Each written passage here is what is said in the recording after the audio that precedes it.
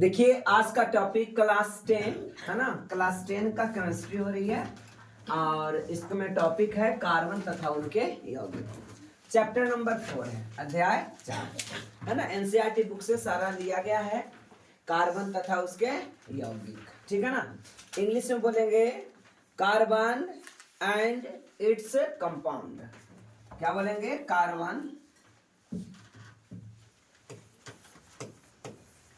Carbon and its compound.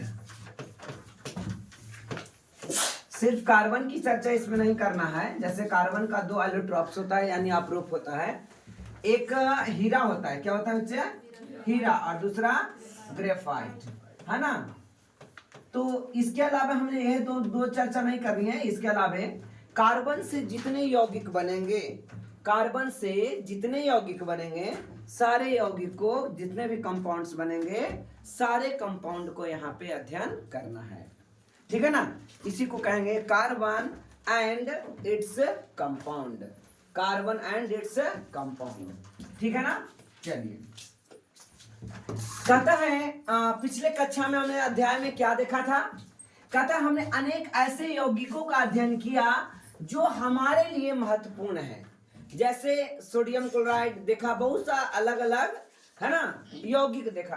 आप पहले यौगिक के बारे में जानते हैं क्या होता है? देखिए, कोई तत्व है, मान लिया जाए कैल्शियम एक तत्व है, ये ऑक्सीजन से सहयोग करके कैल्शियम ऑक्साइड बनाया। क्या बनाया?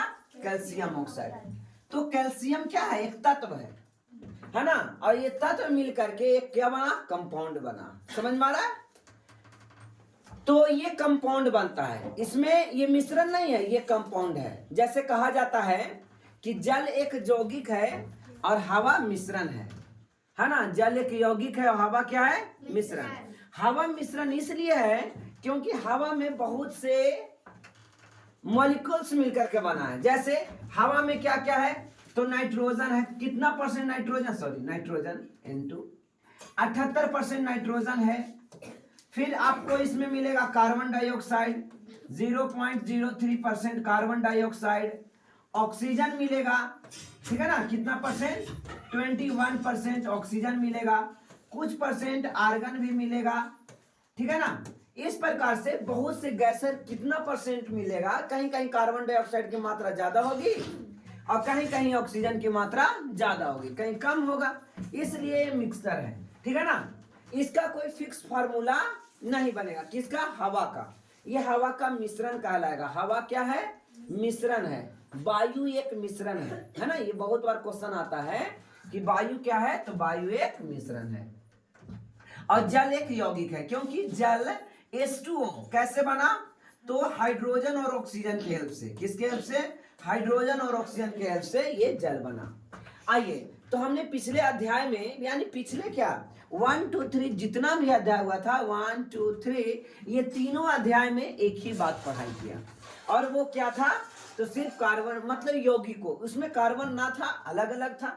यहाँ हम लोग देखेंगे कि यहाँ हम एक तत्व के रूप में कार्बन का भी अध्ययन करेंगे, जिसका हमारे तात्विक एवं संयुक्त दोनों रूप से अध्ययन, मतलब सबसे ज्यादा महत्वपूर्ण है।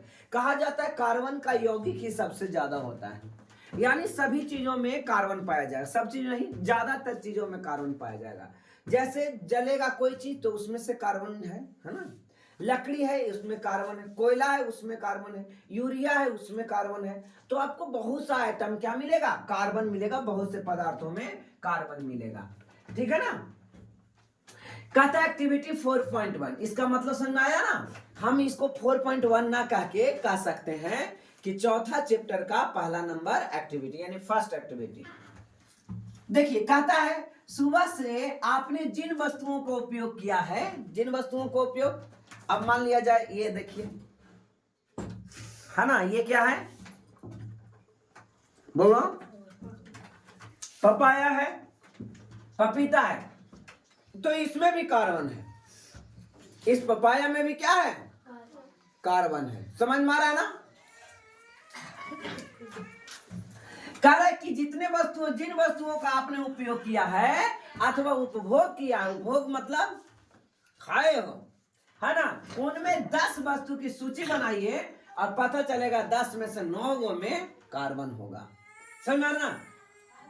जब हम मरेंगे तो हमको जलाया जाएगा तो ये कार्बन का रूप में होगा, 60 को जलाएंगे कार्बन होगा। यानी अधिक से अधिक उपयोगी वाली वस्तुएं में क्या आएगी? कार्बन आएगा। या तो आप उसको खा गए हो या ऐसे ही नॉर्मली उपयोग करते हो।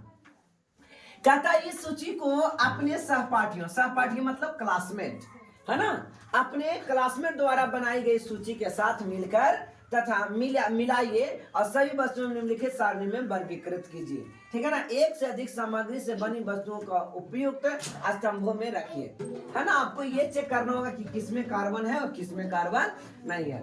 तो धातु से बनी वस्तुओं चेक करिए, तो अधिकतर धातु से बनी वस्तुओं में लोहा होगा, है ना। इस्तेमाल की वस्तुओं में अधिक से अधिक चीजें लोहा, कि सवेरे उठ के सोना के बर्तन में पानी पिए, ऐसा अधिक से अधिक चीजें में क्या मिक्सचर होगा? लोहा। स्टील में किए ना तो स्टील कहां से आया? आयरन से ही आया। लोहा का ही मिश्रण है जिसको नाम क्या दिया गया? स्टील दिया गया। समझे कि नहीं समझे? कांच या मिट्टी से बनी वस्तुओं लीजिए, है ना, आपको अधिक से अधिक चीजें कार्बन मिलेगी। और यहाँ पे एक चीज और है, जब 2 स्टूडेंट लेंगे, सूची बनाएंगे तो अधिक स्टूडेंट को एक ही बात मिलेगा। ठीक है ना, टकरेगा। कहता है अंतिम स्तंभ में आप आने वाली वस्तुओं को ध्यान दीजिए। अपने शिक्षक आपके शिक्षक आपको बताएंगे कि इनमें अधिकांश वस्तुएं किसकी है? कार्बन की यौगिकों का ही बना हुआ है, यानी उसमें कुछ न कुछ रूप से कार्बन है। समझ में आ रहा है ना? यहां तक स्टेनलेस स्टील में भी कार्बन है। कहते हैं इसका परीक्षण मतलब होता है जांच। परीक्षण मतलब जांच करने के लिए आप कोई विधि सोच सकते हैं। कैसे? है ना, सबसे अच्छा विधि है जलाइए। क्या? कार्बन से युक्त यौगिक को जलाने से क्या उत्पाद मिलेगा? तो कार्बन डाइऑक्साइड मिलेगा। जब कार्बन को, एक बहुत इंपॉर्टेंट एक, है ना, ये समीकरण होता है, इक्वेशन होता है। जब कार्बन को, किसको? कार्बन को ऑक्सीजन से अभिक्रिया कराया जाए, यानी ऑक्सीजन में जलाया जाए। ऑक्सीजन में क्या किया जाए? जलाया जाए तो कार्बन डाइऑक्साइड बनता है। क्या होता है बच्चे? Carbon dioxide. लेकिन जब कार्बन को ऑक्सीजन में ही जलाया जाता है तो कार्बन मोनोऑक्साइड बनता है। इसे कैसे हो गया? तो आपको याद रखना होगा, कार्बन को प्रचुर मात्रा में ऑक्सीजन, यानी बहुत बहुलता में ऑक्सीजन से अभिक्रिया कराएंगे। यानी जब पूरा अच्छा हवा चल रहा हो तब आप कार्बन डाइऑक्साइड होगा, और अगर हवा नहीं दीजिएगा, ऑक्सीजन ज्यादा नहीं रहेगा तो कार्बन होगा। जैसे कभी कभी आप देखते हो ना, जब आग, हाँ बोलिए। अच्छा ठीक है, बात करते हैं। हाँ, कार्बन को ऑक्सीजन के साथ अभिक्रिया कराएंगे कम मात्रा में, जब ऑक्सीजन ना के मात्रा में हो। ठीक है, यानी एब्सेंट रहे ऑक्सीजन, ऐसी में क्या निकलेगा? Carbon monoxide. जब चूल्हा जलते रहता है तो कार्बन डाइऑक्साइड निकालता है, जब जल रहा होता है तो कार्बन, और जब चूल्हा में धुआं देता है तो कार्बन मोनोऑक्साइड, है ना। प्रचुर मात्रा में ऑक्सीजन नहीं मिलता है ना। पहले के जमाना में कजरौटा में अथी पड़ा जाता था, काजल, है ना, काजल। आपको तो खरीद लेता है लाइक में, है ना, लाइक में क्या आता है, हाँ 70-80 रुपया में आ जाता है। एगो तो कम चला हुआ 10 रुपये में तो छोटे को देता है, नहीं। तो वो कार्बन पहले बनाया जाता था, है ना, वो धुआं से ही एकदम अंधेरे रूम में ले जा करके, और उसमें क्या कारिक बैठाते थे, किसी चीज पर रख के इसे जलाते थे, और कालिक को बैठा, और उसमें कालिक इतना ज्यादा जमा हो जाता था, और उसको में तेल उल मिला करके काजल तैयार, है ना। घरेलू काजल सबसे एवन है। ठीक है, लेकिन अब मार्केट में आ गया, तो वो कार्बन डाइऑक्साइड नहीं था, वो कार्बन मोनोऑक्साइड था, है ना, क्योंकि वहां एकदम उसको झाप तोप करके धुआं उत्पन्न किया गया। और फ्रेश में धुआं उत्पन्न करेगा तो सब जल जाएगा, धुआं ज्यादा निकलवे नहीं करेगा। समझ में आ रहा है ना? जब देखते हो अच्छा से आग जल रहा होता है तो कार्बन डाइऑक्साइड। अब इसको कैसे आप डिफाइन करेंगे? कार्बन डाइऑक्साइड कब बनती है? जब कार्बन को प्रचुर मात्रा में ऑक्सीजन से अभिक्रिया करते हैं। तो आपने ये नोट कर लिया कि जब कार्बन को ज्यादा मात्रा में ऑक्सीजन में अभिक्रिया कराया, जलाया जाए तो कार्बन डाइऑक्साइड, और कम मात्रा में ऑक्सीजन होगा तो कार्बन मोनोऑक्साइड गैस बनेगा। ठीक है, आगे देखिए, कहता है आपके द्वारा सूचीबद्ध की गई भोजन भोजन में सूचीबद्ध किए होंगे कि सुबह सुबह मार के आए होंगे, है ना। कपड़े, दवाओं, पुस्तकों आदि अनेक वस्तुएं इस सर्वतोमुखी तत्व कार्बन पर आधारित है। ये सब चीज किससे बना हुआ है? कार्बन से बना हुआ है। किससे बना हुआ है? कार्बन से। सबको जलाएगा तो कार्बन डाइऑक्साइड बनेगा, ठीक है ना। इनके अतिरिक्त सभी सजीव संरचनाएं कार्बन पर आधारित है। हम बोले ना कि हमें भी जलाया जाए तो कार्बन यहां से भी निकलेगा, यानी हमारा भी शरीर कार्बन का ही बना हुआ है, ठीक है। कहते हैं भूपरपटी मतलब पृथ्वी सतह के ऊपरेला। भूपरपटी तथा वायुमंडल में अत्यंत अल्प मात्रा में कार्बन उपस्थित है ना। कहता है भूपरपटी में खनिजों के रूप में कार्बन किसके रूप में पाया जाता है? कार्बन तो कार्बोनेट में, CO3 कार्बोनेट में, हाइड्रोजन कार्बोनेट में। हाइड्रोजन कार्बोनेट का मतलब समझ में आया बच्चे? CO3 में H लगा दीजिए तो ये हो गया बाइकार्बोनेट। बाइकार्बोनेट को ही हाइड्रोजन कार्बोनेट कहा जाता है, ठीक है ना। अगला बार कोई भूलिएगा नहीं, इसका वैलेंसी क्या होता है? -1। और ये कार्बोनेट CO3 इसका वैलेंसी क्या होता है? -2। क्या होता है बच्चे? -2। कोयला, सी, पेट्रोलियम, ये सब के रूप में हमारे पृथ्वी सतह पर, है ना, कार्बन मौजूद है।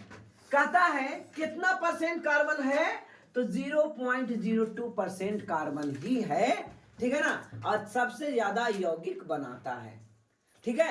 एक्चुअली में क्या है? पृथ्वी पर सबसे ज्यादा जल है, और जल है तो जल में तो कार्बन है नहीं। जल में कार्बन है क्या? H2O। कार्बन कहाँ है? नहीं है ना। तो कितना रूपों में कार्बन है? 0.02% कार्बन उपस्थित है। बच्चे इसको आप नोट कर लिए, है ना, कि भूपरपटी में खनिजों के रूप में केवल 0.2%। भूपरपटी में हाँ, इन्वर्टर आवाज कर रहा है क्या? अरे तो बोलना चाहिए ना जी। अरे यार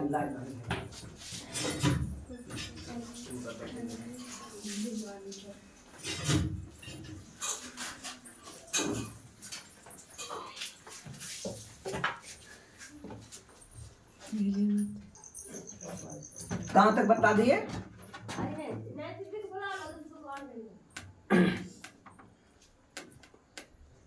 हाँ, ये हो गया था ना, आपने लिख लिया। और वायुमंडल में कार्बन डाइऑक्साइड उपस्थित है कितना? 0.03%। ये सबको पता है ना कि आप लोग लिखे नहीं थे क्या? वायुमंडल में कार्बन डाइऑक्साइड कितना परसेंट है? 0.03% कार्बन डाइऑक्साइड। प्रकृति में इतने ही अल्प मात्रा में कार्बन उपस्थित होने के बावजूद कार्बन का अत्यधिक महत्व है ना, इतना कम मात्रा में है। और ये देखिए तो 0.03%। अब यही तनी से बढ़ जाता है तो ग्लोबल वार्मिंग का खतरा मंडराने लगता है, ठीक है ना। इस अध्याय में हम कार्बन के इन गुणों का अध्ययन करेंगे जिनके फलस्वरूप यह असमानताएं हुई है ना, यानी इसके बारे में हम लोग डिटेल अब समझेंगे। कार्बन में आबंधन, सहसंयोगी आबंध, यानी कोवैलेंट बॉन्ड यहां सीखेंगे। कौन सा बॉन्ड? Covalent bond. कौन सा बॉन्ड? देखो, एक घटना समझिए और जैसे जैसे आता है वैसे वैसे बताते हैं, ठीक है बच्चे। कहते हैं पिछले अध्याय में हमने आयनिक यौगिकों के गुण धर्मों का अध्ययन किया था। आयनिक यौगिक मतलब इलेक्ट्रोवैलेंट बॉन्ड या आयोनिक बॉन्ड था ना।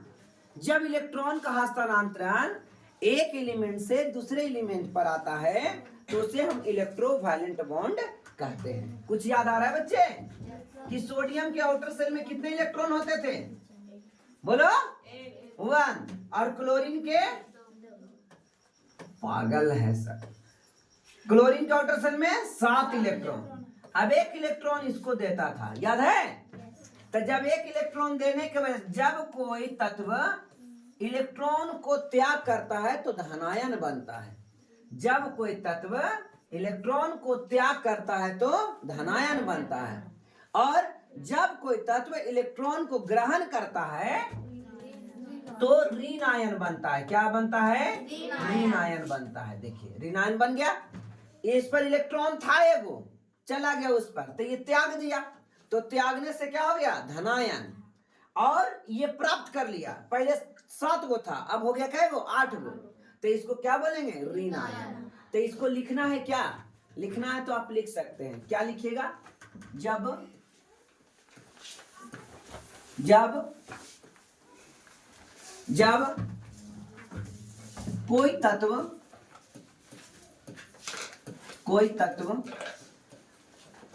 इलेक्ट्रॉन को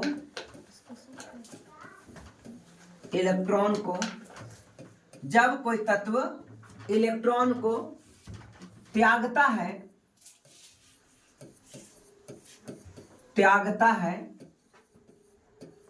तो धनायन बनता है, तो धनायन बनता है। जब कोई तत्व इलेक्ट्रॉन को त्यागता है तो धनायन बनता है। जब कोई तत्व इलेक्ट्रॉन को त्यागता है तो धनायन बनता है। और दूसरा लिखिए, जब कोई तत्व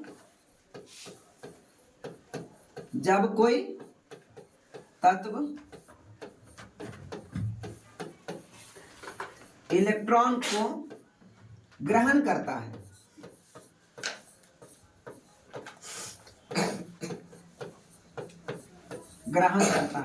तो क्या बनता है? ऋणायन बनता है। ये दोनों लाइन भी आई है बच्चे।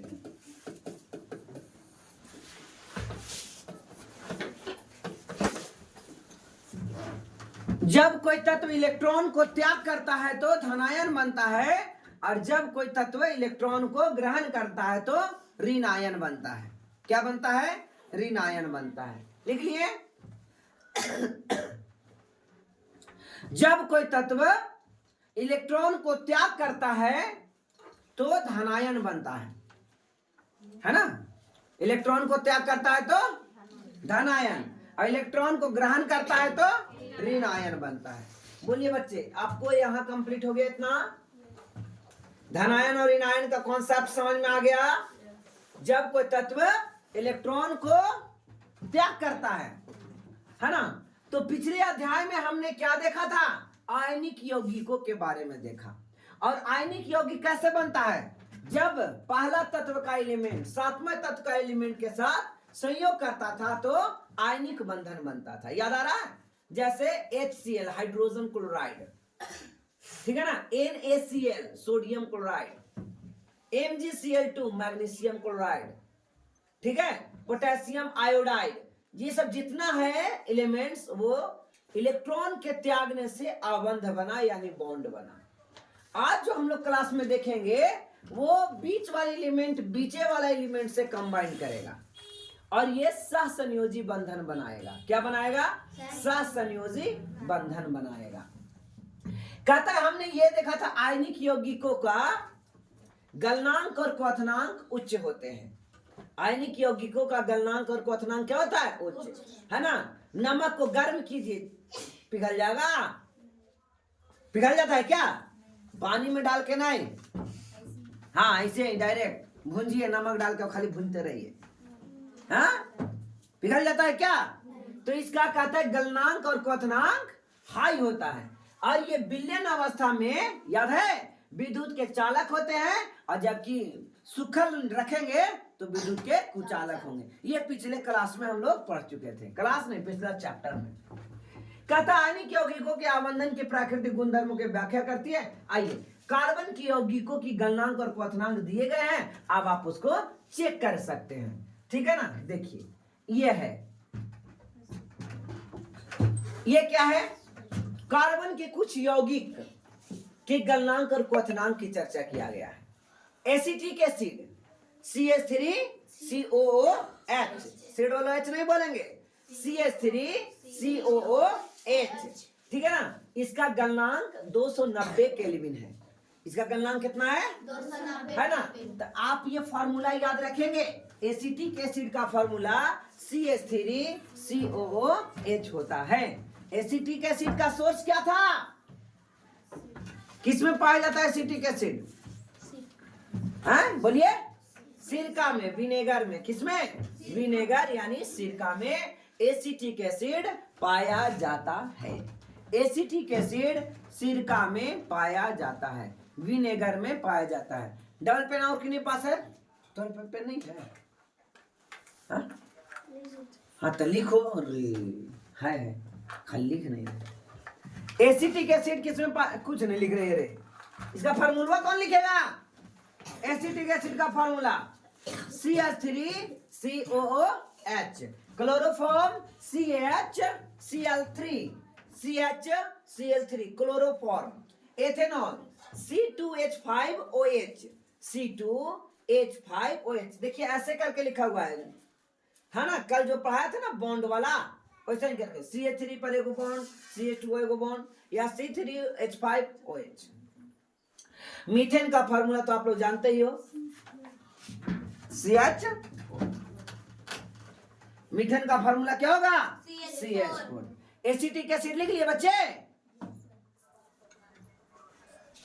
Acetic acid CH3COOH, acetic acid CH3COOH, chloroform CHCl3, ethanol CH3CH2, या इसको आप क्या लिख सकते हो? C2H5OH। C2H5OH एक ही बात है बच्चे। C2H5OH ये है एथेनॉल। C2H5OH क्या है? एथेनॉल। क्या ये? एथेनॉल है। बोलिए कोई प्रॉब्लम यहाँ तक? तो ये हो गया एसिटिक एसिड, ये हो गया क्लोरोफॉर्म, ये हो गया एथेनॉल, और ये हो गया मीथेन। क्या हो गया ये? मीथेन। इस प्रकार से आपको यहां तक के समझने में कोई दिक्कत? लिख लिए? नहीं लड़का लिखा। गलनांक की बात करें तो इसका गलनांक बहुत ही कम होता है। केल्विन में है दिया हुआ, और डिग्री सी में चेंज करिएगा तो माइनस में ये चला जाएगा। ठीक है ना। तो इसका गलनांक, मीथेन गैस गलल रहता है, ऑलरेडी गैसेस अवस्था में रहता है, ठोस रहता है, समझ में आ रहा ना। यानी इसका टेम्परेचर माइनस में ये चला जाएगा। ये देखिए अब मीथेन गैस, उसको टंकी को आप छू के देखिएगा, आपको गर्म लगेगा। कैसा लगता है? ठंडा। हाँ ठंडा लगता है, क्योंकि उसका टेम्परेचर क्या है? माइनस में चला जाता है। गलनांक कितना होता है? और क्वथनांक यानी जमेगा 100, है ना। तो देखिए उसको सोलिडिफिकेशन मतलब लिक्विडिफिकेशन भी किया जाता है, लिक्विफाइड। एलपीजी में, एलपीजी है ना। इकोनॉमिक्स में भी एलपीजी है। लिबरलाइजेशन, प्राइवेटाइजेशन, ग्लोबलाइजेशन 1991 में आया था। तो ये एलपीजी रिफॉर्म, यहाँ ये नहीं है, यहाँ है लिक्विफाइड पेट्रोलियम गैस। अब बहुत लोग इसको याद करते हैं लिक्विड पेट्रोलियम गैस, और जो आप गलती करेंगे, और ये कितना बार एग्जाम में क्वेश्चन आ चुका है ना। इसका फुल फॉर्म क्या होता है? लिक्विफाइड पेट्रोलियम गैस, द्रवीभूत, है ना। लिक्विफाइड को बोला जाता है द्रवीभूत पेट्रोलियम गैस। द्रवीभूत मतलब गैस के रूप में जरूर है, लेकिन उसको द्रव के रूप में लाया गया है, यानी लिक्विड टाइप में लाया गया है। ठीक है ना। वो लिक्विड एक्चुअली में है नहीं, वो है क्या? गैस। इसीलिए उसका नाम है लिक्विफाइड। ठीक है ना बच्चे। तो ये सब का जो गलनांक और क्वथनांक होता है, ये बहुत ही कम होता है। ठीक है। आइए, जैसा कि हमने पिछले अध्याय 2 में देखा था, 2 में एसिड बेस एंड सॉल्ट देखा था, दूसरा चैप्टर था ना। एसिड, अधिकांश कार्बन यौगिक अच्छे विद्युत के चालक नहीं होते हैं। कार्बन जितने यौगिक रहेंगे अच्छे विद्युत का चालक नहीं होंगे। मीथेन गैस विद्युत का चालक होगा? नहीं होगा। कहता हूं उपयुक्त और यौगिकों के क्वथनांक और गलनांक आंकड़े के आधार पर हम इस निष्कर्ष पर पहुंच सकते हैं कि इन परमाणुओं का बीच प्रबल आकर्षण बल नहीं होता है ना। तानी सु गर्म किए और टूट गया। और लोहा इतना मजबूत क्यों है? इसलिए कि लोहा में मजबूत आकर्षण बल लगा हुआ है। 2 मॉलिक्यूल्स के बीच मजबूत आकर्षण बल लगा हुआ है ना। जैसे पानी को भी गर्म कीजिएगा टूटेगा, लेकिन और दूसरा और कोई पदार्थ है कैल्शियम कार्बोनेट, उसको गर्म करेंगे तो जल्दी वो टूटेगा नहीं। समझ में आ रहा है ना? तो इस प्रकार से क्या है, दोनों के बीच आकर्षण बल। अब पूछेगा कि अगर क्वथनांक और गलनांक कम होता है तो कारण बताइए। तो कारण आप बता सकते हैं कि दोनों परमाणुओं के बीच लगने वाले आकर्षण बल क्या होता है, कमजोर होता है, ठीक है ना। और क्वथनांक मजबूत होता है, गलनांक मजबूत होता है, जल्दी नहीं पिघलता। जैसे NaCl सोडियम क्लोराइड, NaCl, इसमें जो बॉन्ड बना हुआ है ये कस के पकड़े हुए है, गर्म कीजिएगा तो ये टूटेगा भी नहीं। समझ में आ रहा है? तो इसका गलनांक और क्वथनांक उच्च होगा, ठीक है ना। चलो बच्चे क्लियर। चूंकि अधिकांश ये यौगिक विद्युत के कुचालक होते हैं, अतः हम इस निष्कर्ष पर पहुंच सकते हैं कि इन यौगिकों के आबंध किसी आयन की उत्पत्ति नहीं करवाता है। आयन की उत्पत्ति करवाता तो क्या होता, विद्युत का चालक होता। लिक्विड फेज में विद्युत का चालक होता है और सॉलिड फेज में विद्युत का कुचालक होता है। आइए अब कक्षा 9 में पढ़िए। हमने देखा चैप्टर 1, 2, 3 और अब देखते हैं 9 क्लास में एटम नंबर के बारे में कार्बन का पढ़ा गया। जैसे बेटा ये है कार्बन का ग्रुप, आपने कार्बन को 2 फेज में रखो।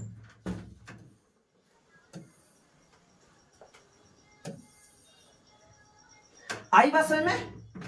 अब यहां से आप ये समझिए कि कार्बन के कितने कार्बन में इलेक्ट्रॉन होते हैं, बताइए। कार्बन में कितने इलेक्ट्रॉन होते हैं? 6 होता है। लड़की कार्बन में 6 होता है ना। जो परमाणु संख्या होता है वही उसका इलेक्ट्रॉन नंबर होता है, नहीं पढ़ा है क्या? 6 इलेक्ट्रॉन, कितने इलेक्ट्रॉन होते हैं? 6। देखिए तो पहला में 2 और दूसरा में 4, 1, 2, 3, 4, ठीक है बच्चे। अब आइए इसमें भी 2 बनाते हैं। पहला में 2 और दूसरा में 4। कार्बन के पास 6 इलेक्ट्रॉन हुए। कार्बन के पास कितने इलेक्ट्रॉन हुए बच्चे? 6। आप कार्बन के 6 पढ़ते हो, क्या पढ़ते हो? 1s2, 2s2 और 2p। पहला में 2 और दूसरा कक्षा में 4। अब देखिए या तो जितने भी आइटम्स होते हैं 2 काम करते हैं, या तो ड्यूप्लेट पूरा करते हैं, अंतिम कक्षा में 2 इलेक्ट्रॉन होना चाहिए, और नहीं तो अंतिम कक्षा में 8 इलेक्ट्रॉन होना चाहिए। यही ना आपको ये पिछले क्लास में पढ़ाया गया था। ये लड़की चंग भंगेनों ने करती है, बताइए समझ में आ रहा है? कार्बन के पास अंतिम कक्षा में या तो 2 इलेक्ट्रॉन या फिर 4 इलेक्ट्रॉन होता है। अगर अंतिम कक्षा में 2 इलेक्ट्रॉन है तो कहते हैं ड्यूप्लेट पूरा किया, और अंतिम कक्षा में 8 इलेक्ट्रॉन है तो ऑक्टेव पूरा किया, यानी अष्टक पूरा किया, और यह स्टेबल हो जाता है। तो कार्बन स्टेबल होने का केस जो है बड़ा कॉम्प्लिकेटेड है। या तो 4 को देगा ना तो 4 को लेगा, 4 को दे देता है तो ड्यूप्लेट पूरा हो गया, स्टेबल हो गया, और 4 को लेता है तो भी। अब ये कंफ्यूजन है ना कि 4 को देगा कि 4 को लेगा, नहीं वो वाला में सब आसानी से पकड़ में आ जाता था। कार्बन की इतना यौगिक होने के पीछे का रीजन है यही, कटेंशन प्रॉपर्टी बनाता है, कटनेशन प्रॉपर्टी यानी श्रृंखलन अभिक्रिया, यही रीजन है। अगर इसके प्रोटॉन की संख्या कितने हैं बच्चे कार्बन में, बताइए प्रोटॉन की संख्या कार्बन में कितने हैं? इलेक्ट्रॉन नीचे वाला, प्रोटॉन नीचे वाला, और न्यूट्रॉन ऊपर से नीचे घटा के, यानी 6 आया। ये ना पिछले क्लास में ये सब पढ़े थे। इलेक्ट्रॉन 6, प्रोटॉन 6, न्यूट्रॉन 6, यानी इसके पास प्रोटॉन 6 है। 1, 2, 3, 4, 5, 6। प्रोटॉन चेंज नहीं करता है, पिछले क्लास में बात पढ़ाया था, याद आ रहा है कुछ? प्रोटॉन चेंज नहीं करता है। चार्ज वाला पार्टिकल रहे तो भी, और बिना चार्ज वाला पार्टिकल रहे तो भी प्रोटॉन चेंज नहीं करता है। प्रोटॉन चेंज करता है क्या? तो नहीं, लेकिन इलेक्ट्रॉन चेंज कर जाता था, है ना। जब लेगा और देगा तो चेंज करेगा। याद करो, जब कार्बन अगर 4 इलेक्ट्रॉन को दे देता है बेटा, कितना? 4 इलेक्ट्रॉन, तो बताइए इलेक्ट्रॉन कितना होगा? कितने लोग बताएंगे? हाथ उठाइए। कार्बन 4 इलेक्ट्रॉन क्या किया? दे दिया, तब इसके पास कितना इलेक्ट्रॉन होगा? है ना, बताओ। जब प्लस होता था तो घट जाता था, याद आ रहा है?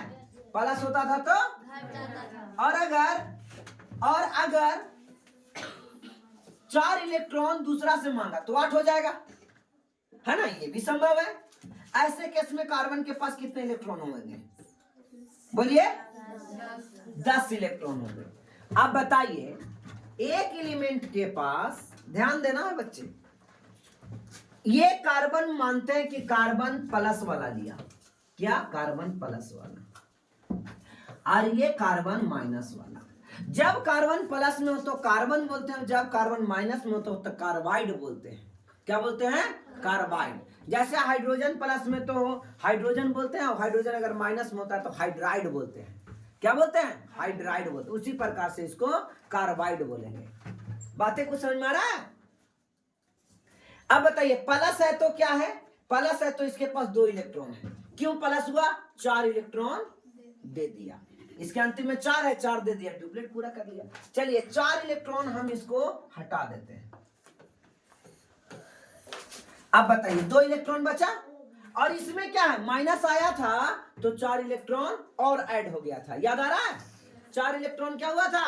और ऐड हो गया था। चलिए 4 इलेक्ट्रॉन ऐड करते हैं।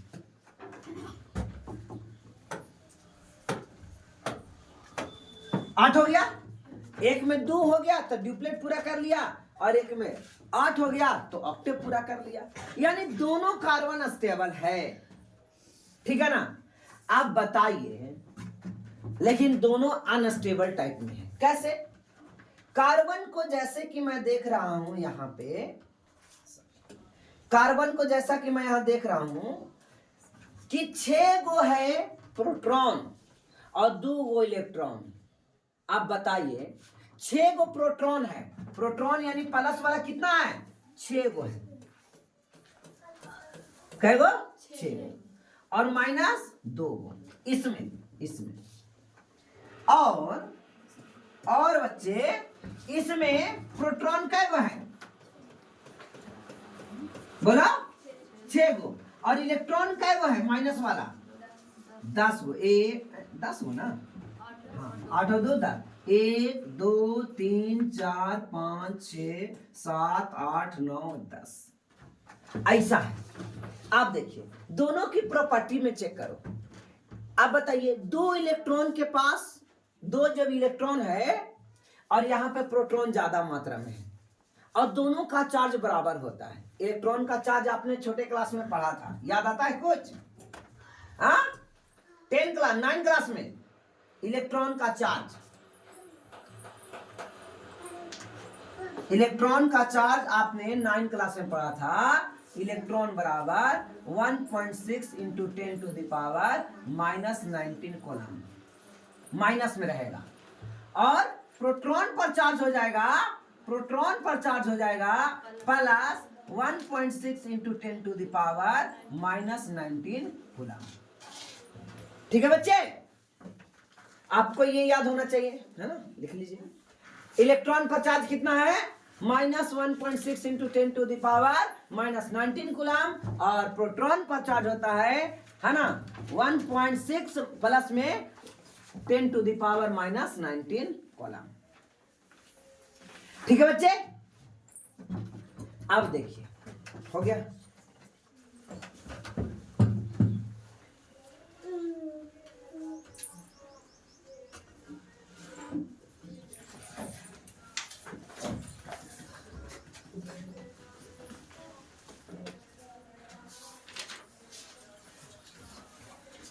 अब देखा जाए, क्या देखना है? देखो बच्चे, ध्यान दीजिए। यहां पे 2 गो नेगेटिव है और 6 गो पॉजिटिव है। अब आपको ये पता होगा, नेगेटिव और पॉजिटिव के बीच में आकर्षण होता है। पढ़ा है ना कि नेगेटिव और पॉजिटिव के बीच में आकर्षण होता है। क्या होता है? आकर्षण होता है। पढ़ा है कि नहीं पढ़ा है?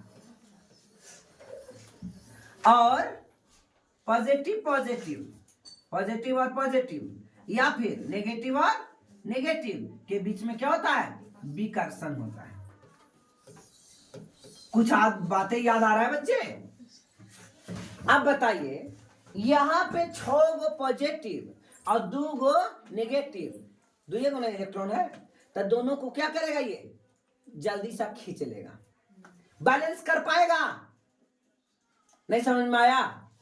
ये क्या करेगा? दोनों इलेक्ट्रॉन को, है ना, अपने न्यूक्लियस में खींच लेगा। खींच लेगा कि नहीं खींच लेगा? क्योंकि इसके पास शक्ति ज्यादा है और इसके पास शक्ति कम है। अब आइए इसके अपोजिट देखो, यहाँ पे नाइंसाफी भी है, ये दोनों जगह नाइंसाफी है। यहाँ पे 10 गो इलेक्ट्रॉन हो गया और प्रोटॉन कितना है? 6 है। इस वजह से कितना भी इसको तो खींच ही नहीं पाएगा, ये तो रेंडमली ओवर स्पीड में घूमते रहेगा, ठीक है। और इसको इलेक्ट्रॉन को घूमने नहीं देगा, क्योंकि 2 गो इलेक्ट्रॉन और 6 गो प्रोटॉन है, तो कस के खींचेगा, ठीक है। और यहाँ पे उल्टा होगा कि प्रोटॉन क्या है? कम है और इलेक्ट्रॉन ज्यादा है, तो खींचने की प्रवृत्ति क्या है? कम गई। अब इलेक्ट्रॉन अपने में घूमते रहेगा, समझ मारना। इस वजह से ये कार्बन ना तो अच्छा से 4 इलेक्ट्रॉन दे पाता है और ना इलेक्ट्रॉन 4 इलेक्ट्रॉन अच्छा से ग्रहण कर पाता है, समझे। इसीलिए एक नया चैप्टर आ जाता है जिसका नाम क्या है? कार्बन तथा उसके यौगिक। कार्बन तथा उसके यौगिक एक नया चैप्टर आ जाता है। इसको हटा दे बच्चे, लिख लिए थे। प्लस प्लस के बीच विकर्षण, प्लस प्लस के बीच आकर्षण कर रही है, प्लस प्लस के बीच, सही है, अभी तक आकर्षण बोल रहा है। प्लस प्लस के बीच, अभी तक आकर्षण बोल रहा है। प्लस प्लस के बीच विकर्षण, माइनस माइनस के बीच ओहो विकर्षण। सिर्फ प्लस और माइनस के बीच आकर्षण, प्लस माइनस के बीच आकर्षण, या तो माइनस माइनस हो या प्लस प्लस हो, दोनों के बीच विकर्षण होगा, समझ में आ रहा है ना। और ये चुंबक में होता है, मैग्नेट में। नॉर्थ पोल को सटाइएगा तो नहीं सटेगा। आइए, क्या क्या हमने पिछले क्लास में देखा था? पिछले कहता तत्वों की संयोजन क्षमता तथा संयोजकता इलेक्ट्रॉन की संख्या पर निर्भर करता है। इसका अध्ययन हमने किया था, है ना। हमने पिछले क्लास में ही अध्ययन इसको किया था पूरा डिटेल। 9 क्लास का तीसरा चैप्टर हमने उसी दिन पढ़ा दिया था, है ना, 10 में ही। कहता अब हम कार्बन के इलेक्ट्रॉनिक विन्यास के बारे में अध्ययन करेंगे। तो कार्बन का इलेक्ट्रॉनिक विन्यास का अध्ययन किए। अंतिम कक्षा में कितना इलेक्ट्रॉन हुआ? 4 इलेक्ट्रॉन हुआ। कार्बन के परमाणु संख्या 6 है। कार्बन का परमाणु संख्या बेटा कितना है? 6 है। कार्बन के विभिन्न कक्षा में इलेक्ट्रॉनों का वितरण कैसा होगा हमने देखा, है ना। इलेक्ट्रॉन वितरण करके कैसा, कार्बन में कितने संयोजकता इलेक्ट्रॉन होंगे, संयोजी इलेक्ट्रॉन, ये भी हमने देखा। आइए, कहते हैं हम जानते हैं कि बाहरी कोश को पूरी तरह भर देने अर्थात उत्कृष्ट गैस जैसा विन्यास को प्राप्त करने के आधार पर तत्वों की क्रियाशीलता को समझी जाती है। आयनिक यौगिक बनने वाले तत्व सबसे बाहरी कक्षा में बाहरी कोश से इलेक्ट्रॉन प्राप्त करके उनमें हास करके प्राप्त करता है ना। जब आयनिक यौगिक बनता है, एक इलेक्ट्रॉन को दे करके और दूसरा एक इलेक्ट्रॉन को ले करके, है ना। एक जैसा नहीं कि 4 गो दे देंगे और 4 गो ले लेंगे, है ना। इसके पास प्रवृत्ति होती है, जब एगो देगा एगो लेगा तो स्ट्रॉन्ग बनेगा। कार्बन के बाहरी कोश में 4 इलेक्ट्रॉन है, जैसा कि आपको दिखाया ना। कार्बन के बाहरी कक्षा में कितने इलेक्ट्रॉन है? 4। अब कहते हैं उत्कृष्ट गैस जैसे विन्यास को प्राप्त करने के लिए, यानी ऑक्टेव पूरा करने के लिए 4 इलेक्ट्रॉन प्राप्त करने या 4 इलेक्ट्रॉन खोने की आवश्यकता है। या तो 4 इलेक्ट्रॉन दे सकता है या 4 इलेक्ट्रॉन ले सकता है। यदि इलेक्ट्रॉन को प्राप्त करना या खोना हो तो क्या होगा? ये 4 इलेक्ट्रॉन प्राप्त करके कार्बाइड बनाएंगे, कार्बन माइनस 4। जब याद करो, जब कोई तत्व क्या करता है? इलेक्ट्रॉन को त्यागता है। जब इलेक्ट्रॉन को त्यागता है तो प्लस होता है, और जब इलेक्ट्रॉन को लेता है तो माइनस होता है, ग्रहण करता है तो माइनस होता है ना। याद करने का एक तरीका, भूला जाइए तो। अब मान लिया जाए कि आपके पास पैसा बहुत है, आप किसी के पास पैसा दे दिए, तो पैसा तो ऐसे नहीं दिया जाएगा, कर्ज पर दिया जाएगा। तो आप गरीब होंगे कि अमीर होंगे, है ना। यानी पॉजिटिव आ जाएगा, धनात्मक हो जाएगा जब वो डोनेट करेगा, त्यागेगा तो। और ये किसी से कर्ज ले रहा है ना, किसी से क्या कर रहा है, कर्ज ले रहा है, तो कर्ज ले रहा है तो ग्रहण कर रहा है, और ग्रहण करेगा तो निगेटिव होगा, माइनस होगा। ठीक है, आप अगर भूल जाइए तो ये कोड याद रखिए, ठीक है ना। जो मैंने अभी इतना देर पढ़ाया वही चीज यहाँ दिया हुआ है। 4 इलेक्ट्रॉन को प्राप्त कर कार्बाइड आयन बना सकता है, लेकिन 6 प्रोटॉन वाले नाभिक के लिए 10 इलेक्ट्रॉन अर्थात 4 अतिरिक्त इलेक्ट्रॉन को धारण करना मुश्किल हो सकता है ना। दोनों बातें मुश्किल है ना। जब कार्बन 4 होगा तो आउटर सेल में कितने इलेक्ट्रॉन हो जाएंगे, 8 इलेक्ट्रॉन हो जाएंगे, लेकिन उसके पास टोटल इलेक्ट्रॉन 10 होगा और उसके न्यूक्लियस में मात्र 6 प्रोटॉन है, तो ये संभव नहीं है। आगे ये 4 इलेक्ट्रॉन खो करके धनायन बनाएंगे, 4 इलेक्ट्रॉन त्याग करके क्या बनाएंगे, धनायन। लेकिन 4 इलेक्ट्रॉनों को खोकर 6 प्रोटॉन वाले नाभिक में केवल 2 इलेक्ट्रॉन कार्बन के धनायन बनाने के लिए अत्यधिक ऊर्जा की आवश्यकता होगी, यानी ये भी संभव नहीं है। आपको यही दोनों कंसेप्ट समझाया ना भी इतना देर से, ठीक है। दोनों ये संभव है। कार्बन के अन्य परमाणुओं अथवा तत्वों के परमाणु के साथ संयोजकता इलेक्ट्रॉन की साझेदारी करके समान, है ना, इसको सुलझा लेता है ना, शेयर कर करके कि 2 तू 2 हम देते हैं। और ये कार्बन कंपाउंड में हम लोग पिछले क्लास में ऐसे देखे थे, याद आ रहा है कुछ, है ना, 1 तू 2 1 हम देते हैं, ऐसे करके अपना बैलेंस कर लेता है, यानी साझे का इलेक्ट्रॉन बनाता है। क्या, इलेक्ट्रॉन देता लेता नहीं है, साझा करता है। अगर इलेक्ट्रॉन देता और लेता तो क्या बनाता, आयनिक कंपाउंड बनाता। क्या बनाता, आयनिक कंपाउंड। लेकिन यहाँ इलेक्ट्रॉन दे और ले नहीं रहा है, क्या कर रहा है, ये साझा कर रहा है, यानी share of electron is called covalent bond. तो ना तो 4 इलेक्ट्रॉन दे सकता है और ना 4 इलेक्ट्रॉन ले सकता है, ठीक है ना।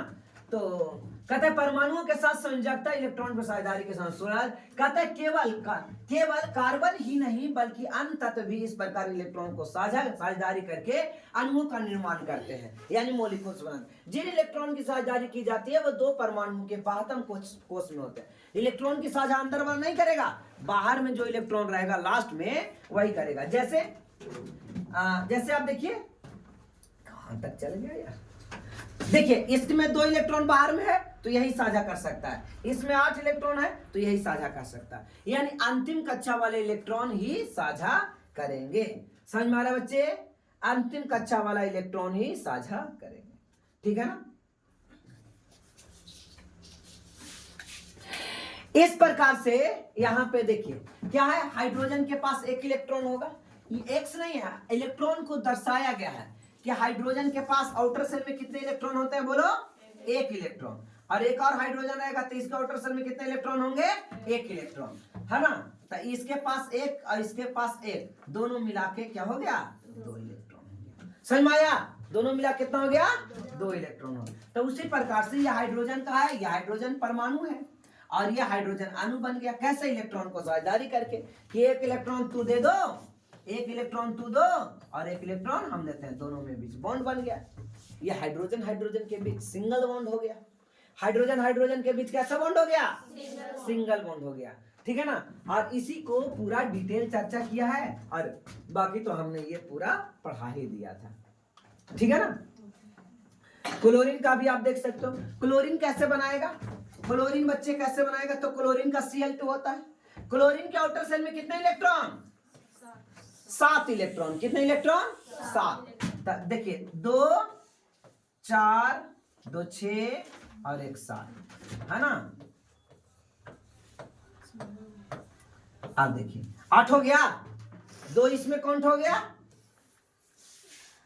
इलेक्ट्रॉन डॉट स्ट्रक्चर बन गया। ये क्लोरीन गैस का ये हो गया स्ट्रक्चर, समझ में आया। अब आप देखिए इसमें 2 इलेक्ट्रॉन को हम बोलेंगे, ये तो वैलेंस इलेक्ट्रॉन क्या है, 7 को वैलेंस इलेक्ट्रॉन है, लेकिन नाम इसका अलग अलग है। इस वैलेंस इलेक्ट्रॉन का नाम अलग अलग है। पहला जो इलेक्ट्रॉन बॉन्ड बनाएगा, है ना, उसको बॉन्ड इलेक्ट्रॉन बोलेंगे, और जो इलेक्ट्रॉन बॉन्ड में भाग नहीं लेगा उसको लोन पेयर बोलेंगे। क्या बोलेंगे, लोन पेयर। पेयर माने जोड़ा, पेयर मतलब जोड़ा, पेयर मतलब हिंदी में कहते हैं निर्जन जोड़ी, हिंदी में कहते हैं निर्जन जोड़ी, लोन पेयर यानी निर्जन जोड़ी। तो बताइए प्रत्येक क्लोरीन के पास लोन पेयर कितना है? 3 है।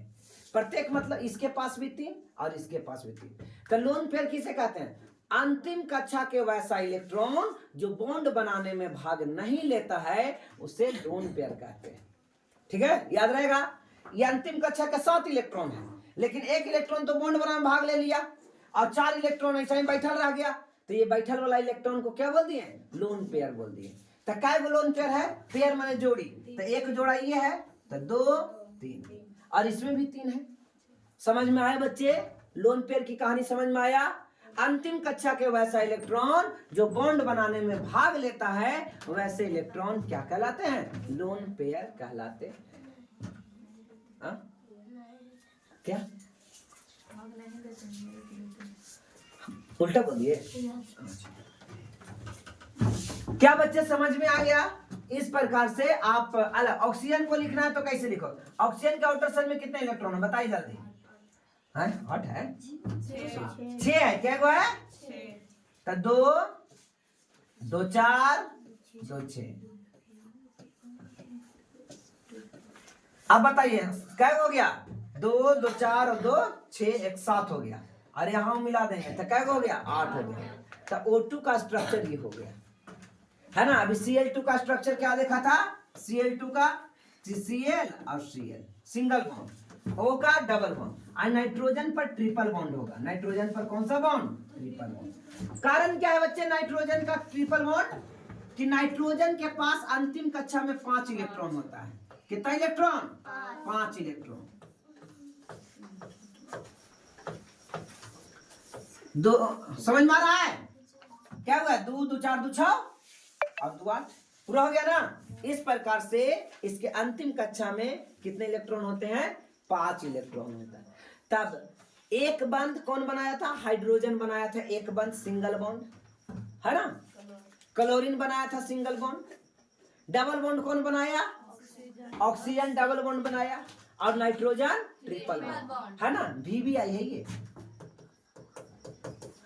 कि कौन सा अणु ट्रिपल बॉन्ड बनाता है। ठीक है, तो नाइट्रोजन। याद रहेगा, है ना। इतना बार इसको ध्यान में रखिए, ये क्वेश्चन आपको जहां तहां मिलते रहेगा, है ना। कि कौन सा ट्रिपल बॉन्ड बनाता है, और ये डबल बॉन्ड बनाता है। ये क्या बनाता है? Double bond. Oxygen double bond और नाइट्रोजन ट्रिपल बॉन्ड बनाता है ना। द्विव आबंध बोलते हैं डबल बॉन्ड को। हटाएं।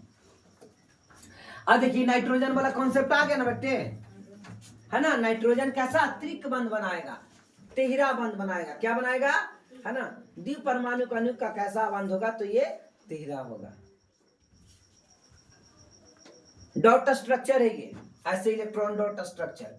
अभी तो मैंने बताया ही था। इसमें लोन पेयर क्या बच गया? एक लोन पेयर ही है और एक लोन पेयर ही है। क्या बॉन्ड में जो भाग नहीं लेता उसको क्या बोलते हैं? Lone pair. अंतिम कक्षा के वैसा इलेक्ट्रॉन जो बॉन्ड बनाने में भाग नहीं लेते हैं उसे लोन पेयर, है ना। तो त्रिआबंध होगा। तो नाइट्रोजन में कितने होगा? त्रिआबंध होगा। हटाएं, बस करें आप। अब कहता अमोनिया का सूत्र NH3 होता है। हमने आपको पढ़ाया था अमोनिया का सूत्र क्या होता है? NH3। आइए अमोनिया का सूत्र बनाते हैं। ठीक है ना। अमोनिया किसका? अमोनिया।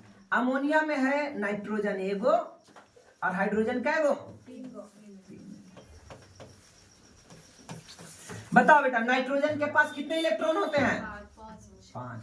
1 2 3 4 5। और हाइड्रोजन के पास एगो डॉट है, वो क्रॉस से ही बना सकते हैं। इसके साथ बना लिया था, हाइड्रोजन का ड्यूप्लेट पूरा हो गया। हाइड्रोजन का ड्यूप्लेट पूरा, और इसके साथ तो ये हाइड्रोजन का ड्यूप्लेट पूरा, इस हाइड्रोजन तो इसके साथ ड्यूप्लेट पूरा। और ये देखिए लोन पेयर बच गया। क्या वो? एगो बचन लोन पेयर। तो इस प्रकार से अमोनिया का ये स्ट्रक्चर इलेक्ट्रॉन बिंदु संरचना हो गया।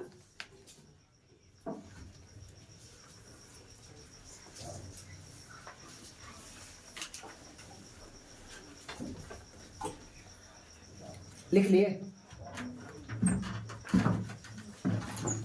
ठीक है ना। इस प्रकार से ये डॉट स्ट्रक्चर हमने इतना सीख लिया।